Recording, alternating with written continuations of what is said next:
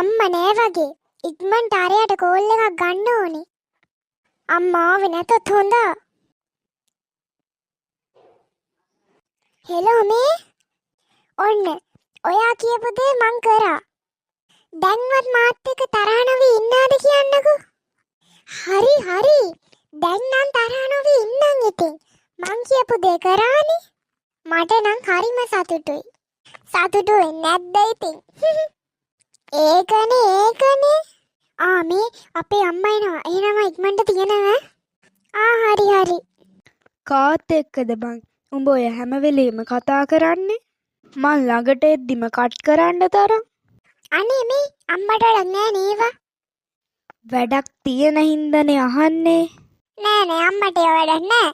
ඔයා ගිහිල්ලා අර කුස්සිය වැඩක් කරගන්නකෝ. මේ මට හැම වෙලේම කරදර කරන්න ඉන්නේ. උඹ හොඳ අඩව්වක් අල්ලන්න යන්නේ කියලා මට දැම්ම ඉඳලා තේරෙනවා. ඒකට කලින් මම මේ කියන්නේ. අනේ ඇති යන්නේ ඔයාගේ මන. ඔයා යන්නකෝ දැන්. මම යනවා යන්න. ඒ කෙල්ලේ පොඩ්ඩක් වරෙන් පොඩ්ඩක්. ඇයි යන්නේ? උඹට වරදින්න කලින් මම මේ කියන්නේ.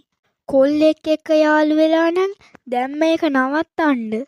අනේ කට වහන් ඉඳන්නේ ඔයා. මම යනවා යන්න.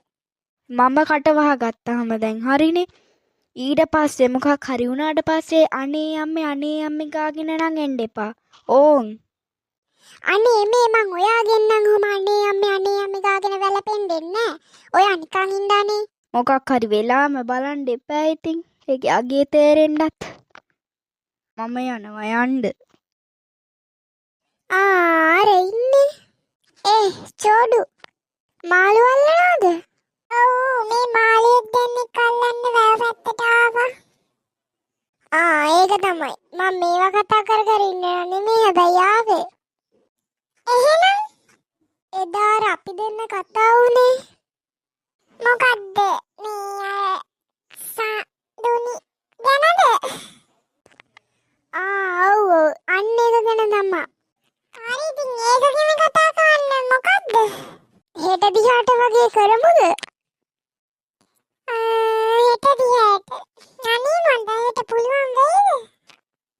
තව මේ ගුණපාල මාමත් එනවා කිව්වනේ. එයාව නයි ඉතින් මොකක් හරි කරගන්න බැරි එයාට වේ අද්ද කරනවා කිව්වොත් අද හරියයි.